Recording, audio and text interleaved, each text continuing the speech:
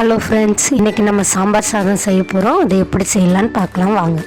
நான் ஒரு கை அளவு சாம்பார் வெங்காயம் எடுத்திருக்கேன், ஒரு பெரிய கேரட் எடுத்திருக்கேன், மீடியம் சைஸ் வெங்காயம் ஒன்று எடுத்திருக்கேன், ஒரு கை அளவு பீன்ஸ் எடுத்திருக்கேன், ஒரு சின்ன தக்காளி ஒன்று எடுத்திருக்கேன், ஒரு சவுச்சவ், ஒரு கத்திரிக்காய் எடுத்திருக்கேன், முருங்கைக்காய் ஒன்று எடுத்திருக்கேன், ஒரு கை அளவு அவரைக்காய் அவரைக்காவை நார் எடுத்து க்ளீன் பண்ணிக்கலாம். எல்லா காயும் கட் பண்ணி எடுத்துக்கலாம்.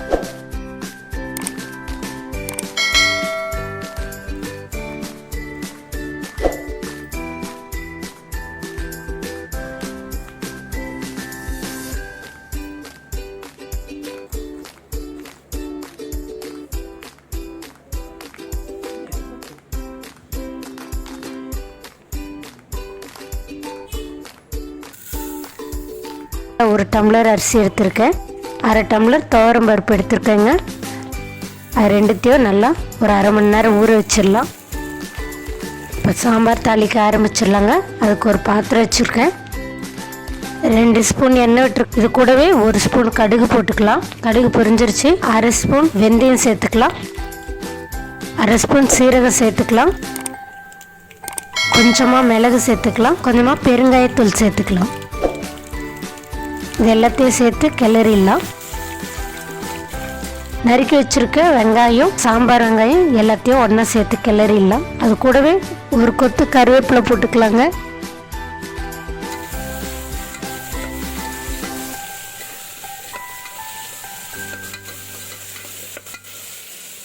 இதை நல்லா கண்ணாடி பதத்துக்கு வதக்கிக்கலாம்.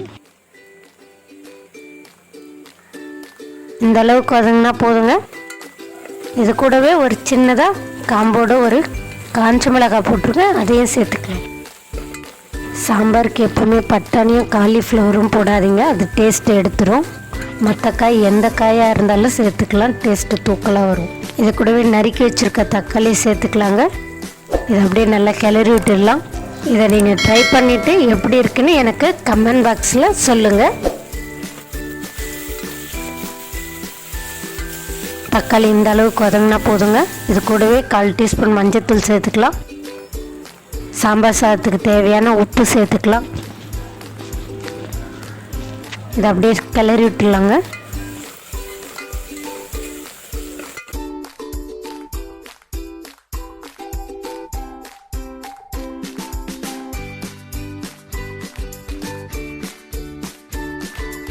தக்காளி நல்லா வதங்குச்சுங்க. இந்த ஸ்டேஜில் அரை ஸ்பூன் சாம்பார் பொடி எடுத்து வச்சுருக்கேன், அதையே சேர்த்துடலாம். அது பச்சை மணம் போகிற வரையில் வதக்கிக்கலாங்க. நான் இன்றைக்கி காரம் கம்மியாக போட்டிருக்கேன், உங்களுக்கு அதிகமாக வேணும்னா 1 ஸ்பூன் போட்டுக்கோங்க.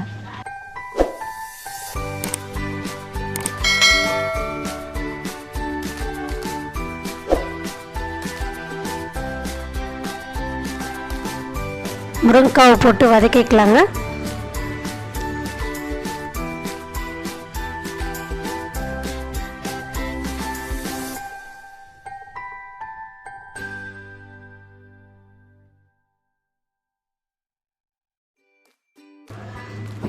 அவரைக்காவை சேர்த்துக்கலாம்.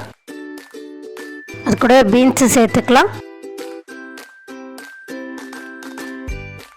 கேரட்டும் சேர்த்துக்கலாம், சவுச்சவ் கட் பண்ணியிருக்கேன் அதையும் சேர்த்துக்கலாம். கடைசியாக கத்திரிக்காயும் ஆட் பண்ணிக்கலாம். இது எல்லாத்தையும் நல்லா ஒன்று சேர கிளறிடலாங்க. 2 நிமிஷம் வதக்கலாங்க. சின்னதாக நெல்லிக்காய் சைஸில் புளி எடுத்து கரைச்சி வச்சுருக்கேன், அதையும் இந்த ஸ்டேஜில் ஊற்றிக்கலாம்.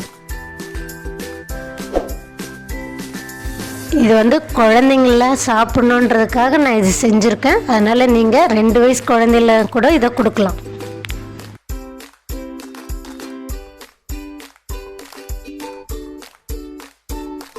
நம்ம ஊற வச்சுருக்க அரிசியும் பருப்பையும் இந்த ஸ்டேஜில் போட்டு நல்லா கிளறி விட்டுடலாம். இப்போ உப்பு பார்த்துக்கோங்க, பத்தலைன்னா போட்டுக்கலாம்.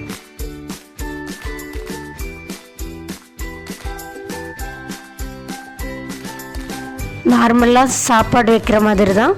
1 டம்ளர் அரிசிக்கு 3 டம்ளர் தண்ணி வைப்போம். சாம்பார் சாதம் குழைய வேணும் அப்படின்னா 1 டம்ளர் எக்ஸ்ட்ரா வைக்கலாம். உங்களுக்கு ரொம்ப ஈவினிங் வெறில் வச்சு சாப்பிட்ணும், இல்லை ரொம்ப நேரம் கழித்து சாப்பிட்ணும் அப்படின்னா 1/2 டம்ளர் தண்ணி எக்ஸ்ட்ரா வைக்கணும். இப்போ பருப்பும் அரிசியும் சேர்த்து 1.5 டம்ளர் எடுத்துருக்கோம். அதுக்கு நான் 5 டம்ளர் தண்ணி சேர்த்துருக்கேன். இது நல்லா ஒரு கொதி வரட்டோங்க.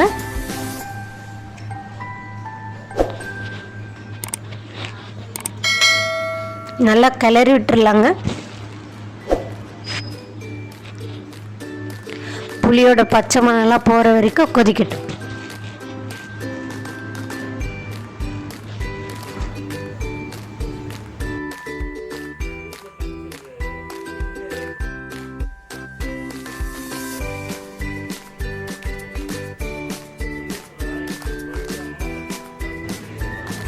நல்லா கொதிக்க ஆரம்பிச்சிருச்சுங்க.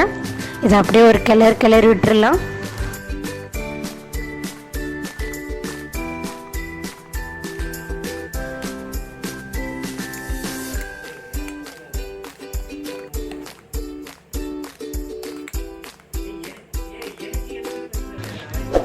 அவ்வளோதாங்க. இந்த ஸ்டேஜில் துளியோண்டா வெல்லம் சேர்த்துக்கலாம். சாம்பார் சாதத்தில் எல்லா சுவையும் கலந்துருக்கும். அறுசுவை தான், அதனால தான் இந்த சாம்பார் சாதம் அவ்வளோ டேஸ்ட்டாக இருக்கும். இந்த ஸ்டேஜில் குக்கரை மூடி விசில் போட்டுடலாங்க. 4 விசில் வரட்டும், வெயிட் பண்ணலாங்க. 4 விசில் விட்டுருச்சுங்க. விசில் அடங்கிருச்சான்னு செக் பண்ணலாம். குக்கர் ஓப்பன் பண்ணி பார்த்துடலாங்க. சாதம் நல்லா வெந்திருக்கு. வாசனையும் சூப்பராக இருக்குது. இது அப்படியே ஒரு கிளறுங்க. சாம்பார் சாதம் சூப்பராக ரெடி ஆயிடுச்சுங்க. இதை ஒரு பவுலுக்கு ட்ரான்ஸ்ஃபர் பண்ணிடலாம்.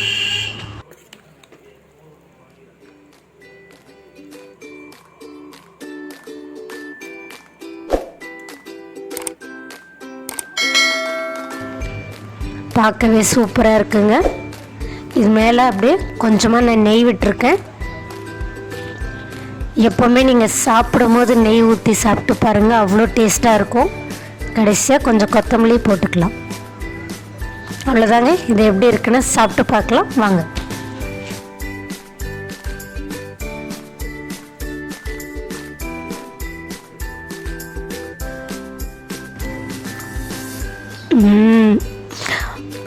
சூடாக இருக்குங்க. சாப்பிடும் போது அவ்வளோ டேஸ்ட்டாக இருக்குது. மெல்ட் ஆகுது வாயில் அப்படியே. காயெல்லாம் எல்லா காயும் நல்லா வெந்திருக்கு. நெய்யோட அந்த தள்ளி சாப்பிடும் போது அவ்வளோ டேஸ்ட்டாக இருக்குங்க.